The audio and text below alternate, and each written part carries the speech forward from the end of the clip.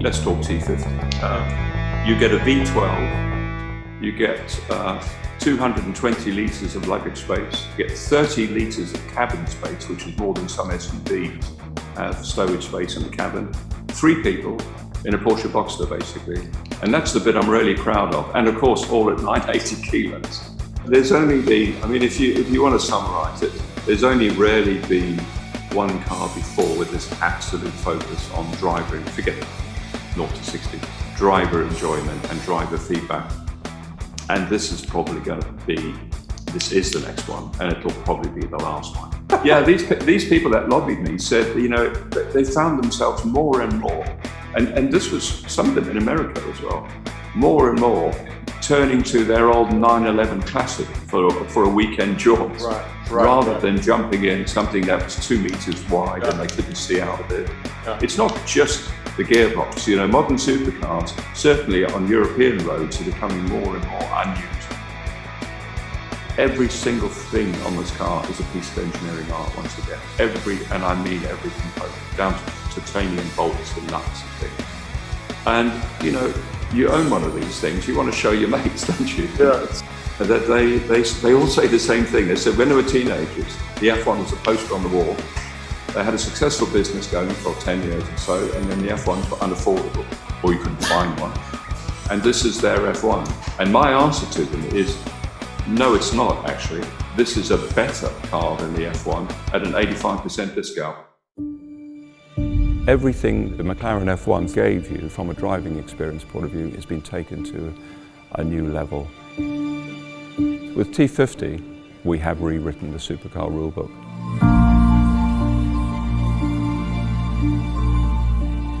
The normally aspirated V12, the highest revving engine ever made, the fastest response time, the highest power density of any engine ever made. The manual gearbox is the lightest supercar gearbox on the planet, and it will have the best gear change. The car at 980 kilos is about half a ton lighter than the average supercar. And the aerodynamics, we steered clear of having very obvious ducts and aerodynamic forms. And actually the fan has been the element that's allowed us to keep the car pure. The interior of the T50 is absolutely even more focused than the F1. The feel of the switches, the haptics, everything is machined from solid. The whole experience of not just sitting in the center, but the way the layout is all around you and driver focused. We've just taken this to a completely new level for high-speed cars. When we designed the T50, we were absolutely focused on driving perfection. Everything we put into the design was to ensure the greatest driving experience. This is the ultimate analog supercar.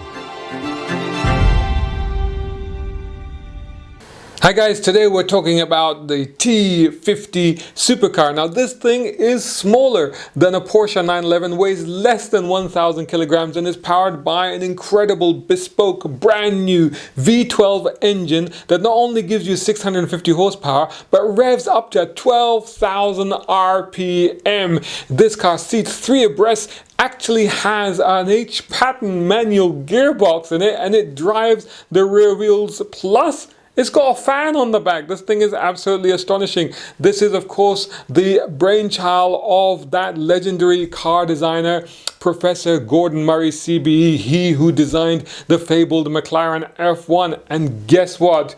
We are going to be talking to him right now so we can learn everything there is to know about this incredible new supercar. Before we get into that, make sure that you are subscribing to this channel, which is youtube.com/Motoring Middle East, and follow Motoring Middle East on all of the social media channels. Just search for it on Instagram, Twitter, and Facebook. Cool. Let's get into this. This is going to be great. You know, the first question that everybody's going to ask is this really a successor to the legendary F1, the McLaren F1? Absolutely. In every shape, really, of that phrase. It's I've often wondered, I've looked back over the last 30 years, because it's actually in January, it was 30 years since I picked up my pencils to start designing the F1. So it's some time ago. And I've often looked back and thought... Time flies when you're having fun.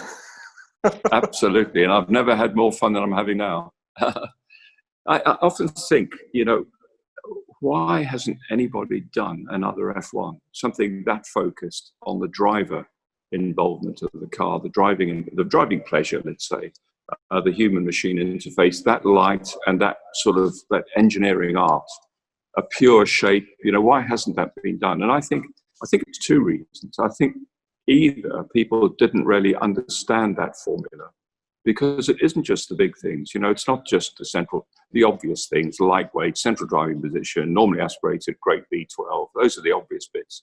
It's a lot the driving experience in an F1 is more to do with the subtleties, the quality of the controls, the placement of the controls, the feeling in the cockpit, the visibility, and the accessibility and feedback in the steering and stuff like that.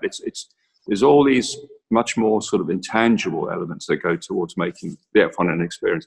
And I thought people didn't either understand that formula or probably because they're bigger organizations and they have layers of management and committees, they did understand the formula, but they couldn't produce a car like that because it always gets watered down. You know, we looked at the average weight of supercars now is over 1.4 tons, which is monstrous, really. And they're getting bigger and bigger and more uglier and uglier. And I just thought, you know what? If nobody's done one, we should. I was looking for something anyway to celebrate 50 years of car design in 2017. And I just thought we should do one. Nobody else has done one. There's room, I think, this far on, there's room for one more great driver's car. You know, the last great driver's car.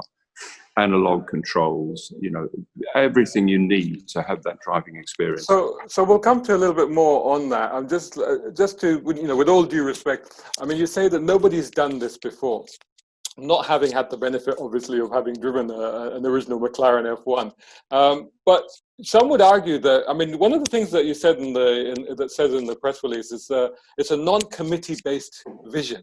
So by that, I interpret that to mean that's one man's vision, it's one man's intention and how he's going to create this object, really, this piece of passion. Now, some would argue that there are cars like that, such as, for example, the Koenigsegg or the Pagani. So how is it that you're not putting them in the same league as the okay, don't get the wrong impression, please. There are dozens of cars out there that are fantastic, and in fact much more capable than the F1. I've driven most of them, if not all of them. If you take something like a McLaren 720S, I mean, round the track, on the road, it's much more capable than F1. It's fantastic. You know, it virtually drives itself. But there's the problem. I jump out of those cars, any of them, and I'm talking about the bigger players now, like Ferrari. They're fantastic motor cars. But you jump back in an F1 and the hairs on the back of your neck stand up. You know, the instantaneous response, which none of them have.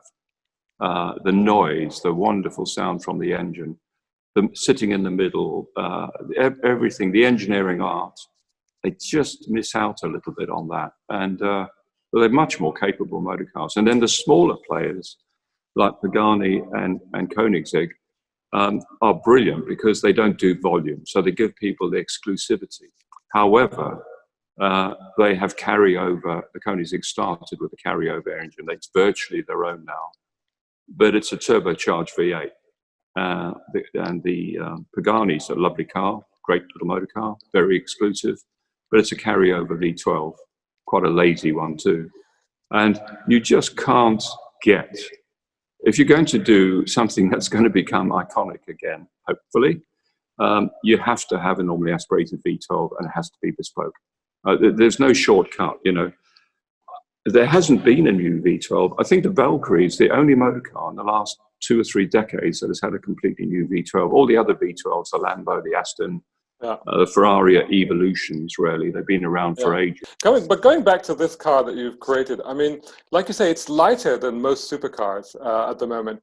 And it's smaller. I mean, I was looking at the dimensions. It's actually smaller than the 911, which I think for a supercar is quite astonishing. How have you done that with three people abreast of it? Well, for me, it's the same footprint as a Porsche Boxster. So, for me, car design is packaging. I mean, I had 20 years in Formula One teaches you that. That's the ultimate packaging problem is Formula One. And I mean, even the F1, you know, that was the same car, a similar architecture, layout. But this is lighter, isn't it? Yeah, it's 150 kilos lighter. And it's, but either the F1 or T50, let's talk T50. You get a V12, you get 220 litres of luggage space, you get 30 litres of cabin space, which is more than some SUVs have stowage space in the cabin. 3 people in a Porsche Boxster, basically. And that's the bit I'm really proud of. And of course, all at 980 kilos. That's amazing.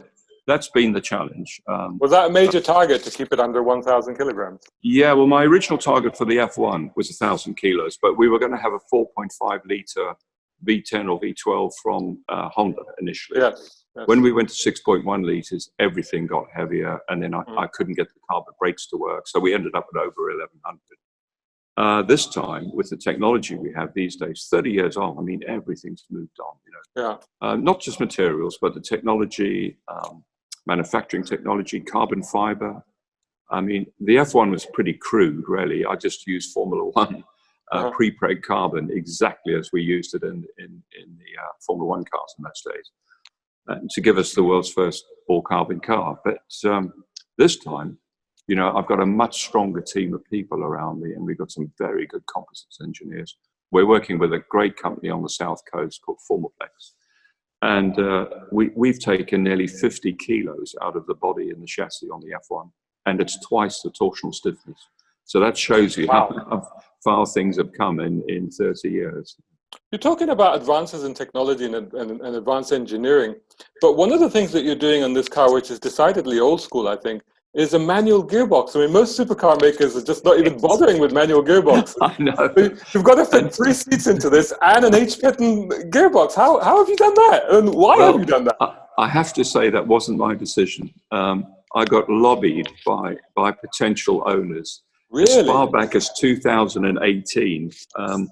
I certainly didn't want a DCT because that gear change is a complete non-event. I've got an Alpine A110 as my everyday car, and you don't even know you've changed gear. It's an absolute non-event, you know. And I think gear changing should be an event in a car. Yeah. You couldn't get away with a manual gearbox if you're making 500 cars, but with 100, absolutely. And I was heading for a manual sequential as a sort of middle ground, if you like, you know. So I was going to. So you still had to change gear, but you didn't always have to use the clutch. That was going to be my middle ground. But I had a lot of, let's call them friends and potential customers as early as 2018 that heard about the car. And I got lobbied heavily to make it a manual gearbox, which of course was music to my ears because that saves 3 or 4 kilos on the gearbox going manual. So from sequential. So and will there be an automatic available at any point or a sequential? No, not on 100 cars. No. Wow. So people still need to learn the art of manual shifting then in order to. Well, you know what, these people. The future.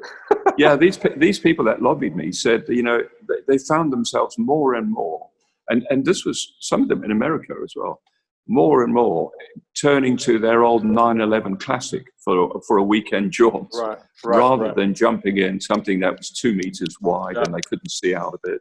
Yeah. It's not just the gearbox. You know, modern supercars, certainly on European roads, are becoming more and more unusable. Yeah, I'm going to come back to that, but I totally agree with that. And a 6-speed, not a 7-speed, because, you know, Porsche are doing like a 7-speed and stuff. I mean, this is I'm going to come to the engine in a minute, but this is an engine with a lot of high revs, and that was okay, the 6-speed? We have got so much torque low down on this engine due to Cosworth's amazing technology, which we can come to a little later. And with a car weighing 980 kilos, we could have actually got away with a 5-speed box. But 6-speed is easy with a manual box. 7-speed gets heavy as well, and we just didn't need 7 speeds. I always lose my way with a 7-speed as well, so I keep forgetting what gear I'm in. Yeah. Okay, let's move on to this incredible masterpiece, this engine, the bespoke V12, like you say, made with in collaboration with Cosworth.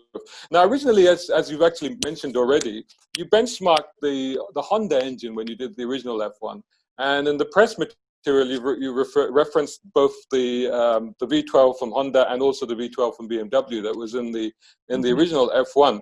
But you've created an engine that revs to an incredible 12,000 plus RPM in, what is it, 0.3 of a second. How does the thing not just implode or something? That's a combination of engines moving forward, but also, I have to say, Cosworth's engineering ability. I mean, they must be the best engine company in the world. There's nobody on the planet that's even come close to producing a V12 as good as this. And I think, now that I know what it costs to do one from scratch, I don't think there ever will be again. I think this will be the last great V12. But that's also a big thing. I mean, for a single player outfit, for a small outfit, to then invest not only in terms of cost, but also in terms of time, effort, ingenuity into creating a bespoke V12. Most people would have just taken one off the shelf from somebody. But that doesn't work. If you want an iconic motor, but that's why there's only one McLaren F1. That's the problem. If you're one of the other companies, you have to see the sense, the commercial sense of using, even if you're doing something special like a LaFerrari or a P1 McLaren, you have to see the commercial sense of using carryover components. You've got switches, you've got suspension, in McLaren's case, you've got a powertrain. You're going to carry it over. You're not going to do a new powertrain. It's just hugely expensive, even if you're making thousands of cars a year. With the F1, I was determined that everything would be bespoke for the car. And that's one thing that really sets it aside. And this time it's the same, and it had to be a V12. I had an interesting discussion with my shareholders in the beginning who wanted to keep the price under $1 million if we could. But we would have had to make 350 cars. And right. I don't want to do that. I have no desire to make 350 cars. I like to meet every single owner. For me, 50% of the fun is designing the car. That's the bit you get for free. And 50% is meeting everybody and speccing the car and making them part of the journey. I think that's what this company is exceptionally good at. So every car will be bespoke. Every car will be unique in that sense. Yeah. Every single car will be unique. Go on, sorry. We're going to start engaging with the customers up to a year before to look at spec. The cars are so handmade. It's easy to work with the customers and make it a great experience. I mean, it's quite right. I always say that the stories with cars are actually about the people, not just the vehicles themselves. Is this a mild hybrid? Because there is a 48-volt starter generator system in it, isn't it? No, not at all. No, that would have been a little bit over my dead body, a hybrid. Not at all. This has got to be pure. What we've done is we've got an ISG, which is an integrated starter generator on the front of the crankshaft. Now that does so many things for us. It saves 18 kilos of weight for a start, which is not insignificant. But it also means the engine is absolutely pure. I love the Ferraris from the mid-60s, the 250, not just the GTO, but all the 250 Ferraris, that little 3-litre V12, beautiful little engine. And that's what I want to create. I want to create a modern version of that. So I don't want belt-driven alternators and starter motors and compressors hanging off the engine, spoiling it. The engine's a work of art. Yeah. And so the integrated starter generator does lots of things. It gives us a starter. And Cosworth need a very high cranking speed for emissions. The engine is very good on emissions because the burn of the combustion is very efficient. It does away with 3 alternators, which we would have had to have. It makes 48 volts to drive the fan motor, which saves about 6 kilos on the fan motor. And much more importantly, it means that the air conditioning works because we've got a 48-volt generator for the aircon, and the aircon never worked in the F1. So. Actually, that's a really good segue, because obviously we're looking at this from the Middle East perspective, and we're talking about it in that environment. And one of the big things, obviously, in the Middle East is cooling, especially when it comes to muscle cars and supercars, not just for AC, but actually to just keep the mechanics of the car cool. We're talking about 50 plus degrees centigrade, ambient temperature in Saudi Arabia and the UAE. So what about the cooling on this car? Will there be testing and development in that market? Oh yeah, we don't do, the one area we're not a small company when it comes to vehicle development. So we have a program, we're building 13 cars, and they have a very rigorous, exactly what OEMs do. We do it in a shorter time scale. We do it in 15 months, or 18 months actually, which is shorter than an OEM, but we do everything they do. So we do hot weather, cold weather, durability, corrosion. We did all that with the F1, and we did all that with the SLR, the Mercedes SLR that we designed. So Is this happening now? It's just starting. Yeah, the first Muletto runs in exactly 4 weeks' time, funny enough. And in September, we start assembling the first two prototypes, XP1 and XP2. And then we have a massive program with 13 cars. Of course, some of them have to do crash and safety and stuff like that, and emissions testing. But it's a full program, you know. We don't, that's the one area we are definitely not a small company. We take that very seriously. But even so, this thing is not going to be, you know, festooned with radiators and intercoolers, is it? I mean, like some manufacturers. No, we like to call this a return to beauty. There seems to be at the moment a current sort of almost a competition with OEMs to see how outrageous the next supercar can be, with holes and swoops and ducts. And when you look at the F1, I mean, the F1 cooled really well. You look at the F1, it's very clean and timeless proportions, and it still looks okay. I mean, it doesn't look modern, but it looks okay. Oh no, it looks beautiful. Yeah, absolutely stunning. I've got a model. I should have put the model up here. Actually, I have a model of it. And I've done the same thing again. You know, I've had a great team of people. We've had a fantastic team. The team I've worked with on this program is probably the best team. It is the best team I've ever worked with, and there's some really good people. And we feel we've created another masterpiece. You know, the car is clean. We try to hide the ducts, not hide them, but integrate the ducts so they don't look obvious. They fit into the style and the flow of the car. And I've made sure, once again, the car's got classic proportions. So it's got a long life, which is actually, if you think about it, really important. If you do an iconic motor car like the F1, people tend to keep them for a long time. A lot of customers keep them in the family. And they need to be a bit timeless, you know. I think a lot of these modern cars that have got all these wacky shapes on them will date very quickly. But one of the things I read is that there's actually a gull wing opening just to display the engine. So this is very much a car meet culture sort of car, turning up at events and allowing people, you know, it's allowing people to just Google the engine, right? Yeah, it is. That's for two reasons, actually. There were a few things on the F1 that didn't work, and a few things that were very awkward. One of them was accessing the luggage. It had great luggage space, but it accessed from the side, and it was really awkward to get the suitcases in. And I listed all those things that didn't work on the F1 or didn't work very well, and we solved every problem. So this time, the whole 2/3 from the B pillar back to the end of the car opens individually, each side, gull wing, rather like a Di Tommaso Mangusta from the 60s. Wow.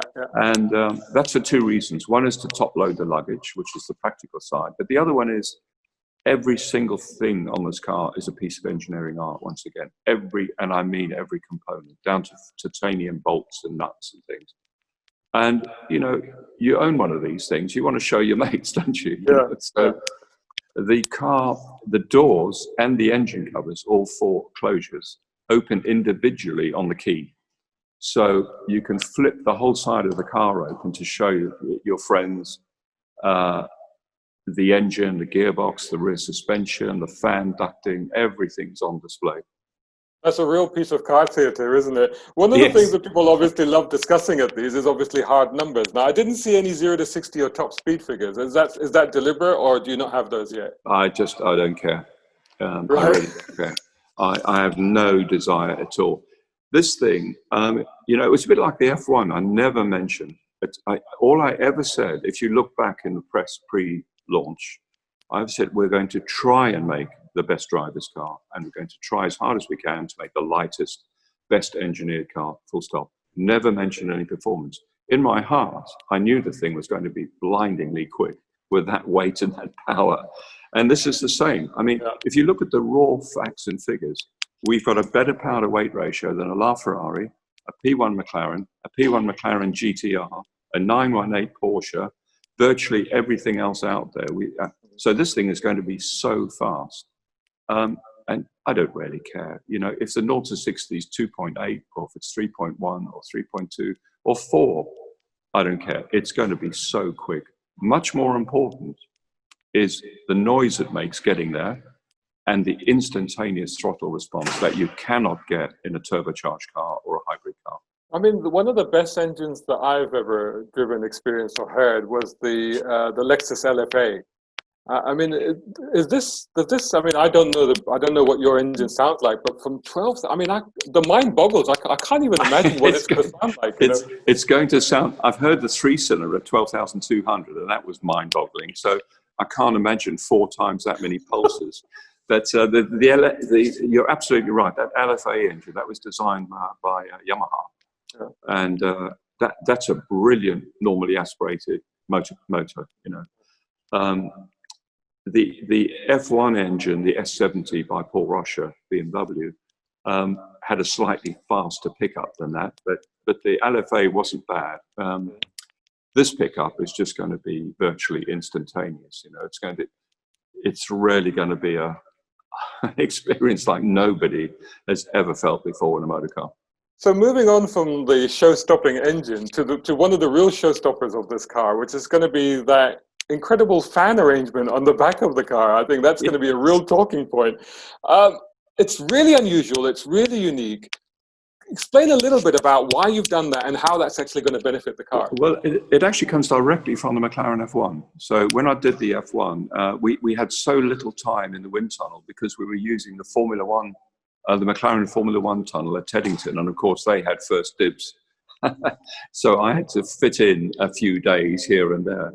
And I had this idea. It's not really racing car technology. It owes very little from an airflow point of view to the Brabham fan car.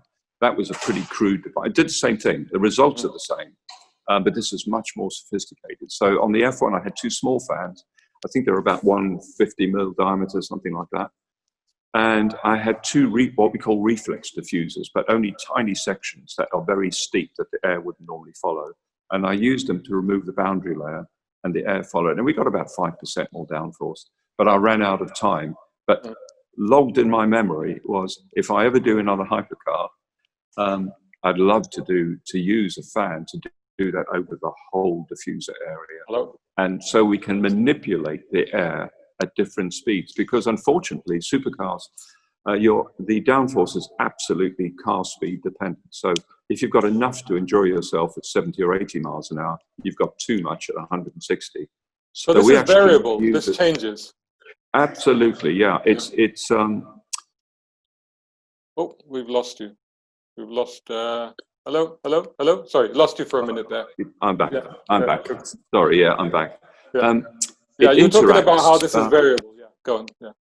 Yeah, so it's variable. So it interacts and acts with the top surface and the bottom surface of the car.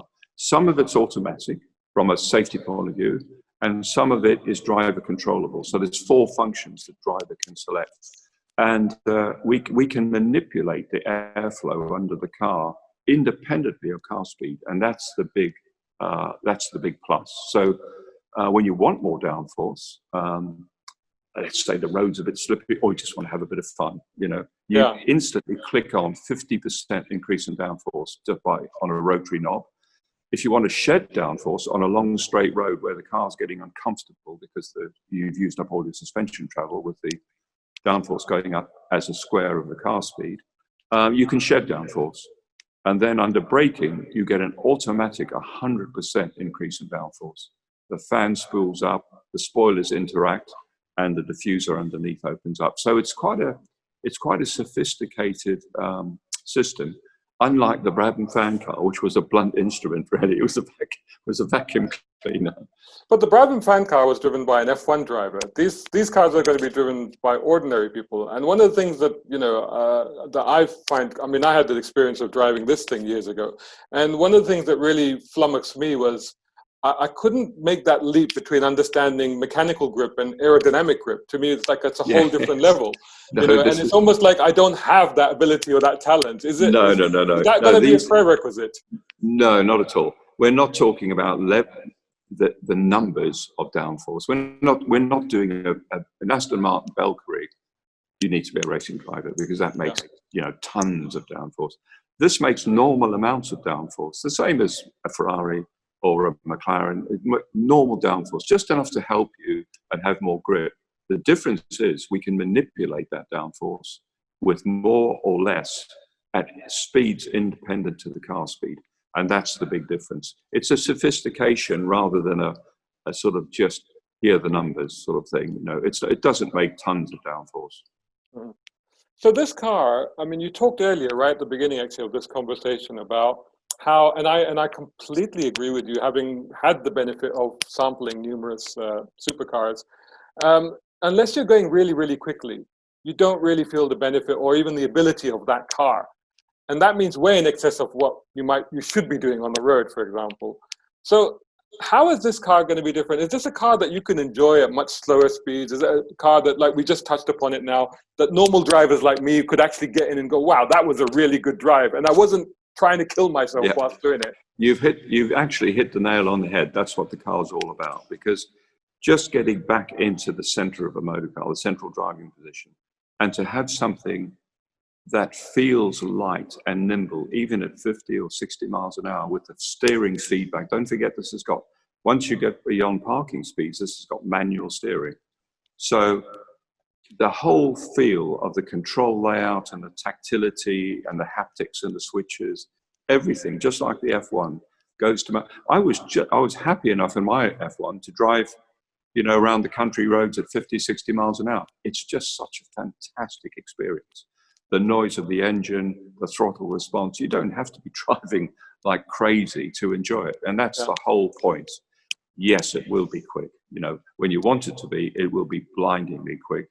But this sort of motor car, which is unturboed and very light, and also it's the footprint as well. There's some cars that are quite, certainly in Europe anyway, are quite sort of overwhelming when you're trying to drive a 2-meter wide car. Yeah. This car, if you include the mirrors, we're half a meter narrower than an Ferrari. So driving around country lanes in Europe, for example, is something you can actually do, which a lot of the big cars now you can't really. No, you can't get them through the width restrictions in London either. That's the other problem. Yes. So that would be another benefit. So this will be a very visceral car, it'll be a very real car. It's non-power assisted steering, I think, is it? Yeah, well, it's a little bit different because designers, unfortunately, we're all the same.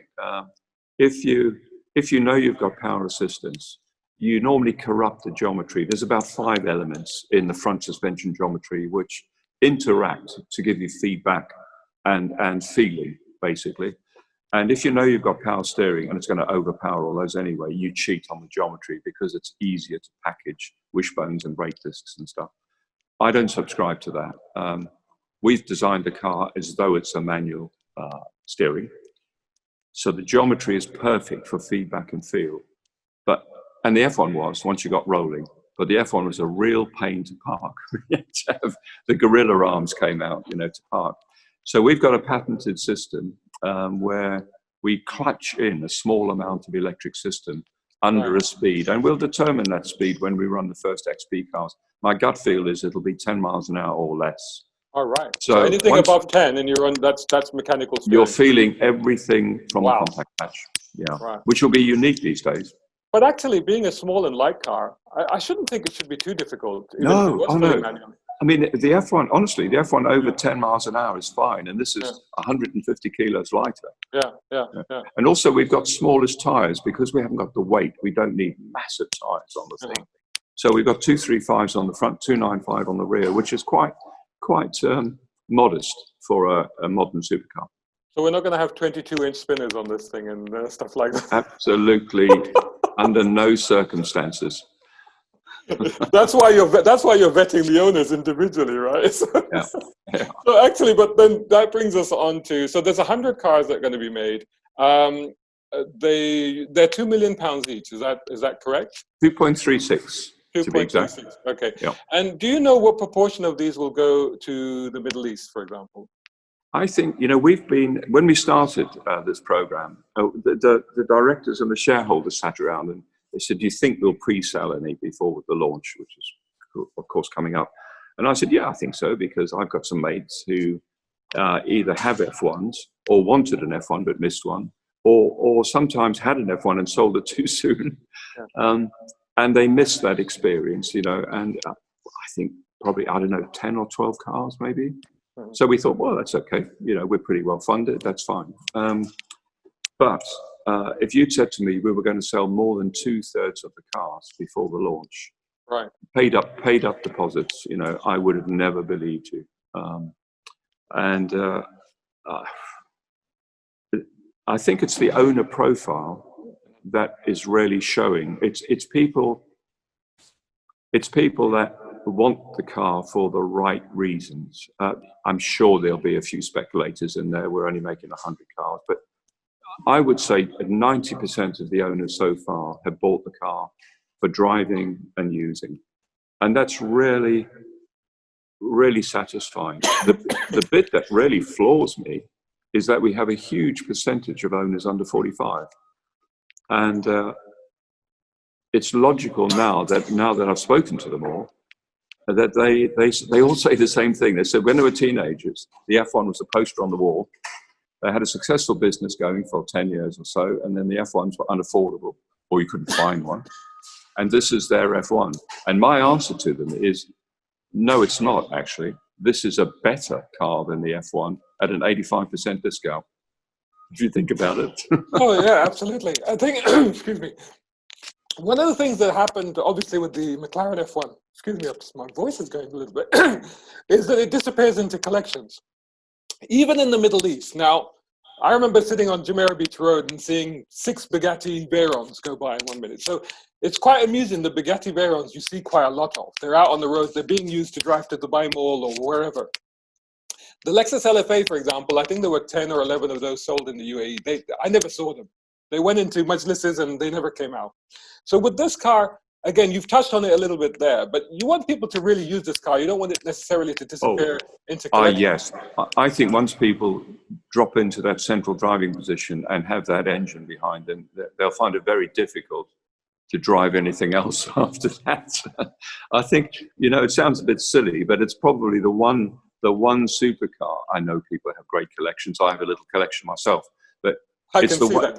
If you only had to have one supercar, this would be it, because it makes a great GT, you know, with the visibility, the footprint, the luggage space, and the engine has so much torque low down. You know, it's Cosworth. They laughed at me because I grew up in an era in the 60s where you either had power or torque. You couldn't have both. So if you had a high revving engine, you had nothing below about 6,000. And I said, I want 2 driving modes, because not everybody is going to want to rev to 12 going to the shops or dropping the kids at school. So it's not easy.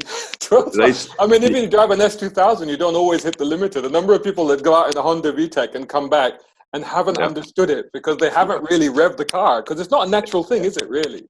Yeah, so I said I want 2 modes. I want one mode for shopping, if you like, that runs out at Ferrari revs, sort of 9.95, and shuffles all the torque down the bottom. And then the other mode is jump in. This is what 12 grand sounds like.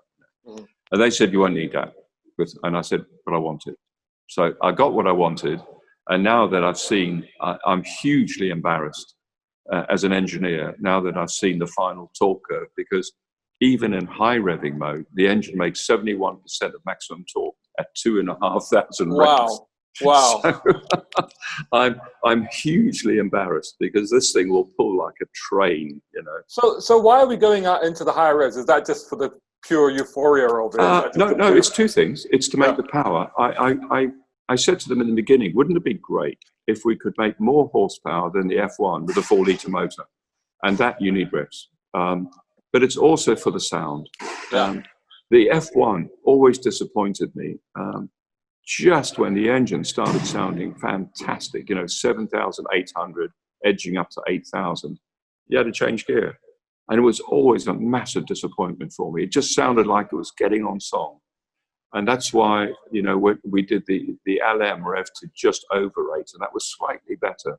But I always thought, wow, if that had gone on to 10 or 11, that would have been the ultimate engine ever. and now we've got one. So, Do you think you'll have to train the owners a little bit on how to? No, they'll be able to adapt to this straight away. No, I think they will. When you've owned a car for a week, it'll be second nature. Yeah, I mean, the highest revving road car engine on the planet before this was another car I designed, which was a light car company, Rocket, with a Yamaha FZR, and that revs to 11.5. And after a week, you know, you're revving it up there all the time, or on a track day, it just stays up there. You know, so you get used to it very quickly. I'm absolutely loving the sound of this because it's all the things that appeal to me. I don't know if it's a generational thing, but you know, having the high revving, listen to the engine, manual gearbox. I'm absolutely loving this. You know, there's only been, I mean, if you want to summarize it, there's only rarely been one car before with this absolute focus on driver, and forget 0 to 60, driver enjoyment and driver feedback. And this is probably going to be, this is the next one, and it'll probably be the last one, to be honest. Well, be the last one. We inevitably are heading towards hybridization and electric vehicles. So, you know, this could end up by being the pinnacle of internal combustion supercars, really. Are there traction and stability systems on this? Yeah, these days you have to have ESP and ABS to sell a car, so that's fine. I think ABS is a good addition anyway, with a car so light. And we have got ESP and traction control, but they're 100% switchable. So if you want to have a bit of fun, we don't develop, even when we did the SLR, we always develop the car, unlike a lot of manufacturers now, where they rely on those systems to make the car stable. Yes, yes. And rear wheel steering and all this nonsense. What we do is we develop the car so it handles beautifully, and then we add ESP and traction control. So when you switch it off, you've still got a nice, pure, balanced, you know, driving experience. So we had to have those things on this car. And off means off on them. Absolutely. Yeah, they just switch off. So just coming up to the end of this, I mean, just the timeline for this, particularly in the Middle East context. Yeah, well, we're getting into the exciting bit. We're exactly. I'm sitting in the manufacturing building and the customer experience center here, and we're exactly 18 months away from production. So we see the first mule car, which is called George, by the way, running the engine and gearbox in 4 weeks' time. And then we start assembling XP1 and XP2. Both those are engine development cars, and they run in. We assembled in September. They run in October, and then a whole string of prototypes follows that. So we're just entering a really exciting time, and we've been happily and luckily through this strange time with the pandemic. We've managed to stay pretty much on track. Cosworth lost 5 weeks. Right. But we've worked with them. We're building extra prototypes for them. And we've got a mitigation plan to pull that 5 weeks back. So X-Track are ahead of the game. Formaplex, who are making the chassis and the body, are bang on target. So having all our major suppliers in the UK has been a real a bonus through this strange time, really, because they've all managed to stay. They've moved heaven and earth to stay on time. And we're very grateful. So we're likely to see this in 2022. Is there going to be a Middle East office? Is there going to be a... Yes, we've got a service. We're going to have a service depot, service agent in the Middle East. We've got one already in California, obviously one here in the UK, one in the Middle East, and one in Tokyo. And that will be in Abu Dhabi, will it? In the UAE? That's the plan, yeah. Yeah, okay. And does that mean that there will, I mean, if you're going to the effort of doing that, is that just servicing, or is it sales office as well? Does that? No, it's fundamentally, it's servicing, yeah. I mean, obviously that office will help people with importation, with paperwork, with all that stuff. But the cars are fundamentally, they're all directly sold from the factory, and we haven't got that many to go anyway. Right. So, Okay. So they're service centres, really. But on top of that, like the F1, we'll have flying doctors. Right. So if there's a part that's taking too long and the car's off the road, we'll shoot somebody out with it, because each car comes as part of the package with a complete off-board toolkit again, like the F1. Amazing. Well, really, really looking forward to it. This is a complete contrast to another project that you were working on, which was a small car, the T25, T27. Those were meant to be small electric hybrid cars, or electric cars, weren't they? I mean, how is the progress on those at the moment? Well, those were just demonstrators. We're actually working on a real one now, which is T51, actually the next car after T50. Oh, right, okay. And we launched that just before the lockdown, so around February time. And that's a single-seat electric autonomous pod. But we're now developing T52. This is not Gordon Murray Automotive, this is Gordon Murray Design, of course, the engineering company. We're now developing T52, which is a driven version of the same thing. And we're working, just before lockdown, we were working with several people around the world on iStream products, all shapes and sizes, not just city cars. We did that T34 Ox, the 3.5-ton off-road truck, for example. That was fantastic, and the owners of that are trying to get them to production as we speak. So still a lot of projects coming. I want to just ask you quickly about your logo, because I was looking at it. It looks like a mermaid with holding a wheel. Or what's the origin story of that? We reckon we've got the oldest car badge in the world. Really? That's from the 12th century. Really? It's a mermaid holding a mirror, and initially a comb. We've dropped the comb, but it was a mirror and a comb.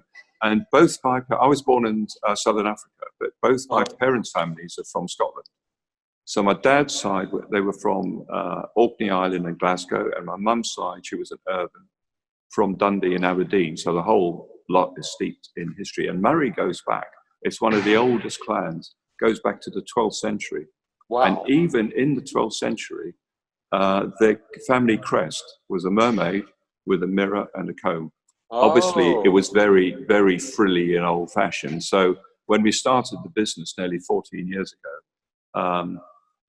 a graphics designer friend of mine brought it up to date and stylized it into the mermaid. But of course, it's fantastic for us because, you know, we've got a brand that goes back hundreds and hundreds of years. So, that's fantastic. Is that going to be on the car?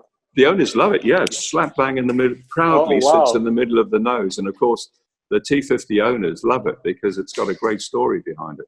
Amazing. That's fantastic. Gordon, it's been an absolute pleasure and an honor to talk to you through this Zoom video. Thank you so much for taking the time, and thank you so much for giving us this incredible insight to what I think is going to be one of the absolute epochal icons of automotive history going forward.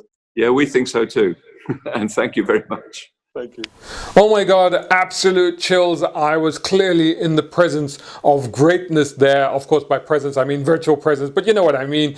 That guy is an absolute legend. I mean, look at his incredible body of work, and look, the best is still to come. Clearly, you heard it in his own words when he said this will be the last great analog, visceral supercar that will probably ever be made, and boy will it be a difficult one to get hold of. Well over £2 million to get one of these. Only 100 road cars will ever be made, so the likes of you and I maybe will never get behind the wheel, unfortunately. But what an incredible thing it would be to drive if we ever did. Clearly, I mean, all that he's got to put into it is going to be absolutely amazing. Anyway, I hope you enjoyed that interview. Let us know what you thought in the comments above below elsewhere, and of course, like I said before, continue to subscribe to youtube.com/Motoring Middle East, and of course follow Motoring Middle East on all of the social media channels. Just search for Motoring Middle East. Thanks so much for watching, and we'll catch you again very soon in the next video.